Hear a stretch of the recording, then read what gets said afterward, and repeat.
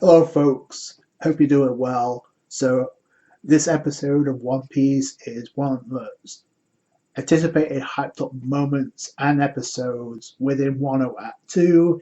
It is the clash between two Yonko, and because the ending of this episode was Kaido centric based, I'm gonna take a swig to celebrate. So when it came to this event in the manga, this was a hyped up moment for sure. And I will say this about 1 Act 2, even though I haven't been reviewing it on a weekly basis, I have enjoyed it thoroughly. There have been moments, instances in this act which stand out in the anime, not only because of the great animation we'll be getting, but also the great moments we've been getting as well, character wise. Like they started off the episode with Yasui's execution, which is important for what happens at the beginning of this episode. But that was just another instance of where a great moment in this arc without action. And we're actually nearing the end of this act. So I think by the end of the year, we should be ending Wano Act 2 and into Wano Act 3. I'll have to wait and see where that goes. But ultimately, the hype was surrounding Big Mom and Kaido meeting and clashing, and this event also signifies the marking of a huge, bigger event coming in Wano at 3, which is taking shape right now. It's affecting what's going on right now in the manga. So again, this is an important episode, so we're making this review. And like I said, we start off the episode with a flashback from Yasui's execution because we see Nami, Frankie, and Kanjuro about to escort the body of Yasui. It is kind of messed up, especially with what we know in Wano Act 3, for those who read the manga. So the Straw Hat crew being investigated right now. You got the citizens being investigated because of the portrait. So Brook ends up making the traumatic faces for both Usopp and Robin when they made them back in Wano Act 1, so they won't be recognized, so they can pass through. So that happens, and they make their way to the boat. Robin ends up abducting Atoko as a new godmother by swiping her away from Brooke. Says, "Your body has no warmth, Brooke, so let me take care of it." It is an adorable moment, I won't lie, but at the same time, it's very comical and messed up for Brooke. To where Luffy is trying to practice to master Rio, and now he has Hyogoro to have spar with him in order to perfect that. So that's great. We know we got a deadline, so this is Luffy trying to get it down before the Fire Festival begins. So there's a time limit. So Luffy tries to activate Rio, but he needs to master it first. Hyogoro's like, "Yo, come at me, bro." He hakis up and he tanks the hit, but Luffy can't do it yet. And Chopper's freaking out because Luffy hasn't recovered, but Luffy's using this time to train.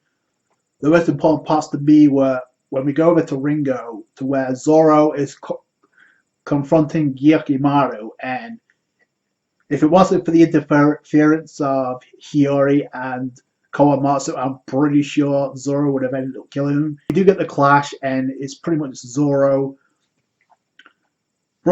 brushing Gyukimaru aside, and that's probably what would have happened had there not been of interference. Zoro trying to get back Shisui, and Gyukimaru says hell no to that because that sword is a treasure. When it was stolen, a lot of curses befall Wano. And again, this is going to lead to Zoro getting an upgrade instead of getting Shisui back. So before that fight can go any further, in comes Kawamatsu, tries to put a stop to that. He actually tries to attack Zoro. Zoro, like a boss, like a pimp, just blocks that shit like nothing. So that was beastly. The clash was pretty good. I won't lie. And then we end the episode with the main event with Big Mom stuffing her face in the front of King, Queen, and Jack. I find it interesting because this is pretty much the post-time skip version of the Whitebeard versus Shanks clash that we got when Shanks asked Whitebeard to stop Ace from fronting to chase down Blackbeard, and Whitebeard refused. So we got the clash between them. And if you look at the episode, this episode in particular, there's a lot of parallels there, not only with the clash, but also with a Yonko asking a Yonko commander to join them. In the case of Big Mom, she was stuffed in the face. She was like, yo, King, you're a rare breed, so I'll forgive what you did if you join me. And King's like, I refuse, which is exactly what Shanks does. Or I think he was just joking around, but he actually asked Marco, hey, do you want to join my crew? And Marco says, screw you. So there's a lot of parallels there. While this is going down, Kaido is walking, marching, so you can feel the tension. There wasn't even music involved until they actually meet, and you can already feel the tension was building. Kaido, the cocky SOB that he is, says, yo, uncuff her. Like, get rid of her restraints, get rid of her Kuroseki shackles, let her loose, and let me deal with her. In a sense, that's essentially what he was saying, which is hype.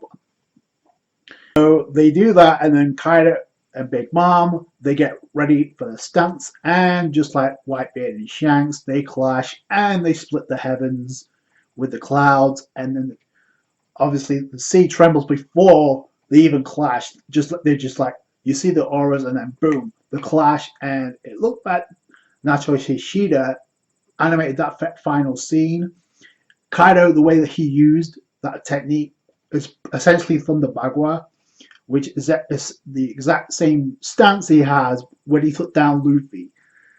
But he obviously applied that to Big Mom as well. That was a great scene.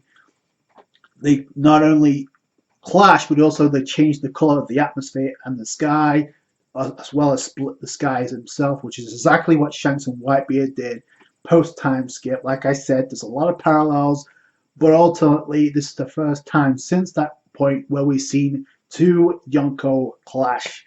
If you see the preview, it looks like they're going to add some stuff with Big Mom and Kaido clashing, because it cuts away and we don't see anything other than everybody else's reaction. So that's great.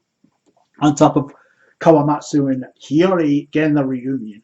Oh, and speaking of which, we actually get in this episode, we actually get Hiyori recognizing Kawamatsu, and so does Yukimaru, because he starts freaking out. Like I said, this was a great episode. It was a hyped up one for sure with the Yonko clash. We don't get too many of them. Like I said, this is a hyped up moment, and it's a turning point for what's to come in the anime. Not only in Wano Act 2, like I said, is fastly approaching the end as we head into Wano Act 3. What you guys think down below. I thought it was an okay episode, enjoyable one with a great ending. Let's go do it for today, guys. Thanks so much for watching. Like the review if you did. Hit that thumbs up. I appreciate that. Helps out the channel. Subscribe to the channel for more One Piece. Catch you guys later. Thanks, guys. Bye.